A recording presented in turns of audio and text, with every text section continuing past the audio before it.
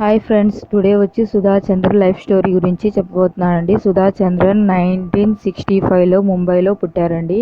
తను 3 years ఉన్నప్పుడే నాట్యం నేర్చుకోవడం మొదలుపెట్టారు. అలా తన నాట్యం అయితే స్టార్ట్ చేసేయడం జరిగిందండి. ఇంకా 15 years ఉన్నప్పుడైతే తనకు ఒక యాక్సిడెంట్ అవ్వడంతో తన కుడి కాలు పోగొట్టుకోవడం జరిగిందండి. తను పోగొట్టుకోవడంతో చాలా బాధపడింది. ఎందుకంటే తను నాట్యం అంటే ప్రాణము, ఇంకా నాట్యం చేయలేదని చెప్పి చాలా బాధపడడం జరిగింది. తర్వాత తెలుసుకుంది, ఇలా జైపూర్లో ఆర్టిఫిషియల్ లెగ్స్ పెట్టారని చెప్పి తెలుసుకోవడంతో తను జైపూర్కి వెళ్ళి ఆర్టిఫిషియల్ లెగ్ని పెట్టించుకొని మళ్ళీ రీస్టార్ట్ చేసిందండి. తన లైఫ్ని రీస్టార్ట్ చేసి మళ్ళీ భరతనాట్యంని ఆర్టిఫిషియల్ లెగ్తోనే భరతనాట్యాన్ని కంటిన్యూ చేసింది. అలా కంటిన్యూ చేయడంతో తనకైతే భరతనాట్యంలో ఫస్ట్ ప్రైజ్ వచ్చేసిందండి.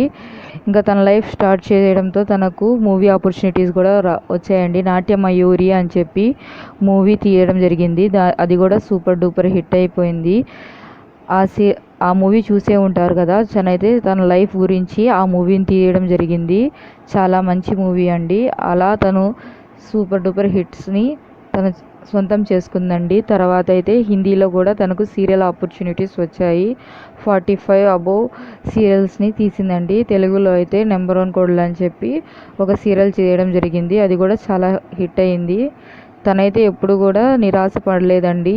కాలిపోయింది అని చెప్పి బాధపడకుండా మళ్ళీ తను రీస్టార్ట్ చేయడానికి తన ఆర్టిఫిషియల్ లెగ్ని పెట్టించుకొని మళ్ళీ లైఫ్లో కంటిన్యూ చేసి తను అయితే నేషనల్ అవార్డు కూడా సాధించిందండి నాట్యమయూరి మూవీతో. తనకు అలా సక్సెస్ తనతో పాటే ఉనింది. ఎందుకంటే తను ఎప్పుడు కూడా లేదు, అది లేదు ఇది లేని చెప్పి నిరాశపడకుండా తన లైఫ్ని కంటిన్యూ చేసిందండి. అలానే మనం తన లైఫ్ నుంచి నేర్చుకోవాల్సింది ఏంటంటే పట్టు విడవకుండా తన లైఫ్లో సాధించాల్సిన తన గోల్ని అయితే సాధించేసింది. అలానే మనం కూడా పట్టు వదలని విక్రమార్కుడు అంటారు కదా, అలాగే పట్టు వదలకుండా మనము మన గోల్ని రీచ్ అవ్వాలండి. అప్పటి వరకు మనము నిద్రపోకూడదు. మన గోల్ రీచ్ అయ్యేంత వరకు. మీకు నచ్చితే లైక్ చేయండి, సబ్స్క్రైబ్ చేసుకోవడం మర్చిపోకండి.